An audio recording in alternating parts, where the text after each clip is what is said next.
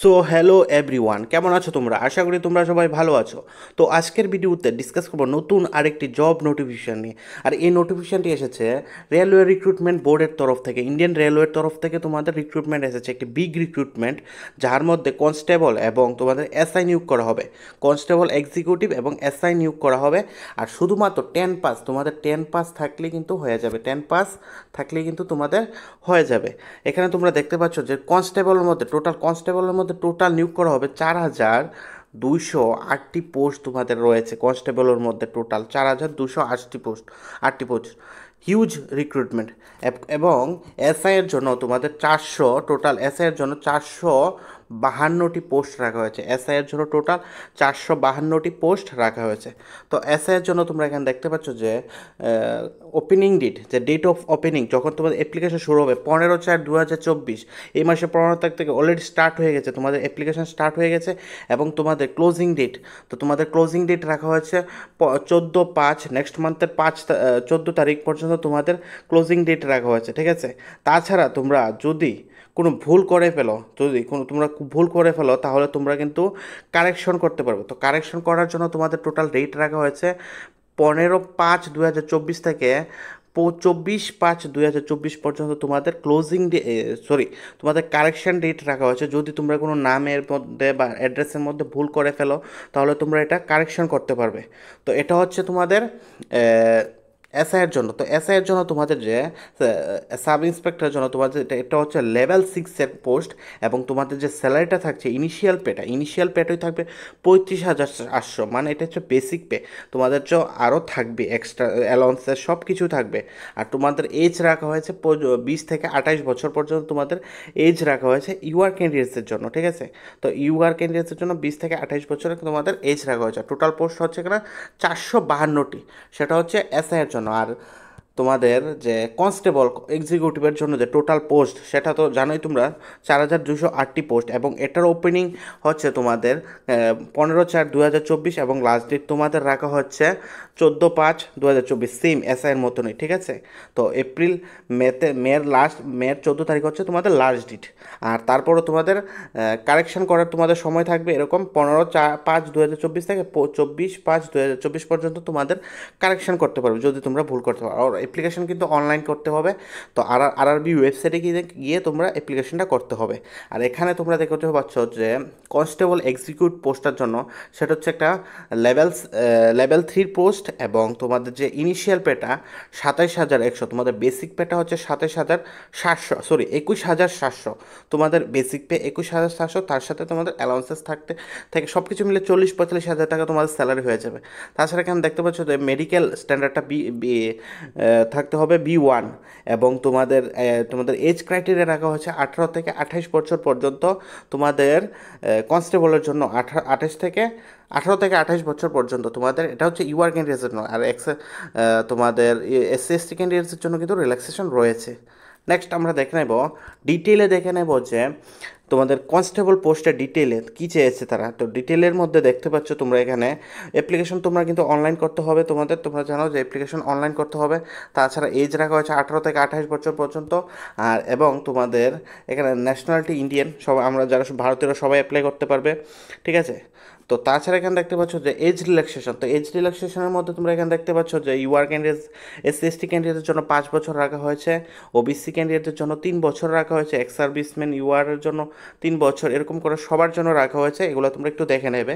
তাছাড়া এখানে তোমরা দেখতে পাচ্ছ যে এডুকেশন কোয়ালিফিকেশন, তো এডুকেশন কোয়ালিফিকেশনের মধ্যে তোমরা দেখতে পাচ্ছ Annex 1 আমরা দেখে নেবে একটু পরে যে এডুকেশন কোয়ালিফিকেশন কী লাগবে। তাছাড়া এখানে এক্সামিনেশন ফিটা প্রথমেই দেখে নাও, এক্সামিনেশন ফিটা কত লাগছে।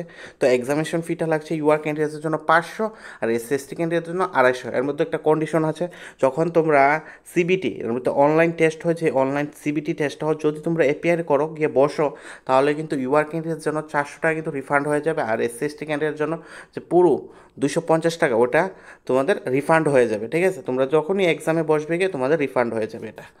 নেক্সট হচ্ছে এখানে দেখতে পাচ্ছ কনস্টেবলের জন্য, যে কনস্টেবলের জন্য রিক্রুটমেন্ট প্রসেসটা রয়েছে, তার মধ্যে সিবিটি প্রথম হবে, সিবিটি টেস্ট মানে কম্পিউটার বেসড টেস্ট প্রথম হবে, একটা রিটেন এক্সাম, তারপর তোমাদের ফিজিক্যাল টেস্ট হবে, ঠিক আছে, ফিজিক্যাল মেজারমেন্ট টেস্ট হবে, পিএমটি বলা হয় এটাকে। এবং তারপর যখন তোমরা ফিজিক্যাল টেস্ট তোমরা পাস করে নেবে, তারপর তোমাদের ডকুমেন্ট ভেরিফিকেশন হবে, মেডিকেল হবে, তারপর ট্রেনিং। ওকে, তো এখানে দেখতে পাচ্ছ কম্পিউটার বেস টেস্টের এটা কী হবে, এক্সামিনেশনটা হবে 10 স্ট্যান্ডার্ড এক্সামিনেশন মধ্যে, ঠিক আছে, 10 স্ট্যান্ডার্ড মানে ক্লাস 10 অবধি যা পড়েছো তার মধ্যে থেকে কোয়েশ্চেন আসবে, 10 স্ট্যান্ডার্ড মেট্রিক লেভেল তোমাদের এক্সামটা হবে। নেক্সট হচ্ছে এখানে দেখতে পাচ্ছ যে কম্পিউটার বেস টেস্টের মধ্যে তোমাদের কী কী কোয়েশ্চেন, মানে তোমাদের যে কতটুকু টাইম দেওয়া হবে সব কিছু। তো এখানে টোটাল 120টা কোয়েশ্চেন থাকবে, তোমাদের 90 মিনিট টাইম দেওয়া হবে, ঠিক আছে, 1.5 ঘন্টা তোমাদের টাইম দেওয়া হবে টোটাল।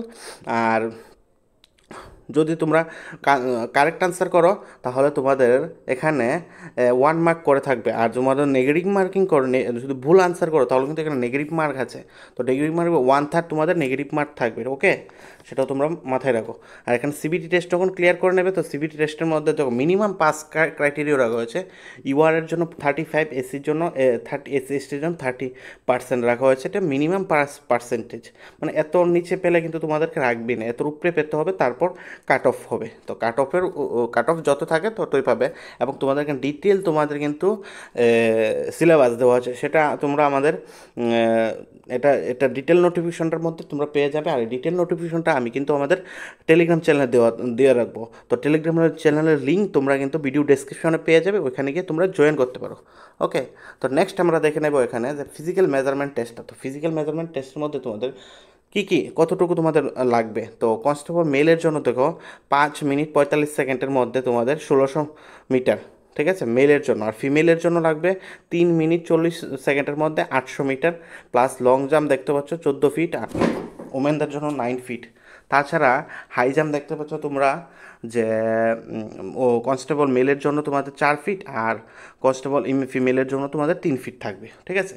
তাছাড়া তোমরা এখানে বাকি ক্রাইটেরিয়াও তোমরা দেখতে পারো, যে ক্রাইটেরিয়া অফ পিএমটি আর আন্ডার মেজার, তার মধ্যে তোমরা ক্যাটাগরি ওয়াইজ তোমরা দেখে নেবে। এগুলো একটু ভিডিওটা পোস্ট করে তোমরা ভালো করে দেখে নেবে, হাইট কতটুকু লাগবে, তো সব কিছু তোমাদের চেস্ট কতটুকু লাগবে, সব কিছু তোমরা একটু দেখে নেবে ভালো করে।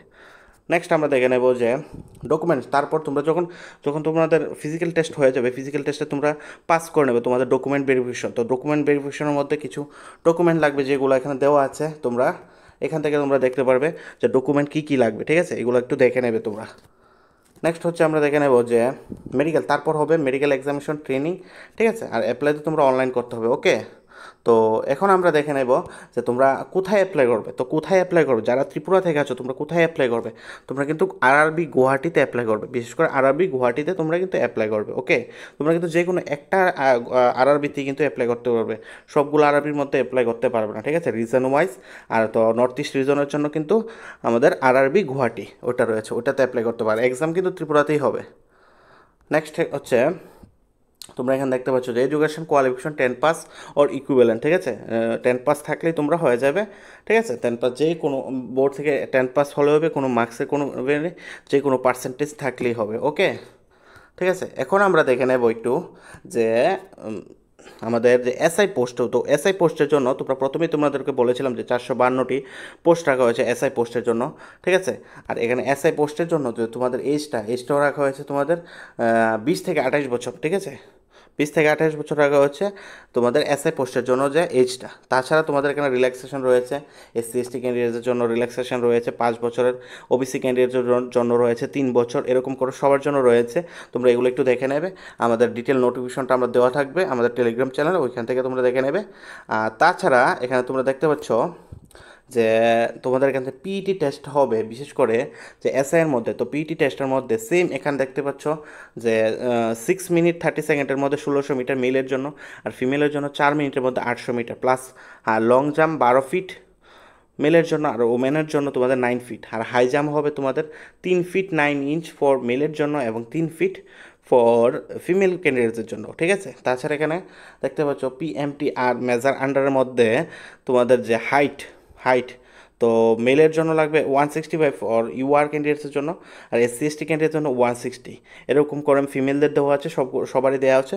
তোমরা এগুলো একটু দেখে নেবে, ঠিক আছে, এগুলো একটু ভালো করে তোমরা দেখে নেবে।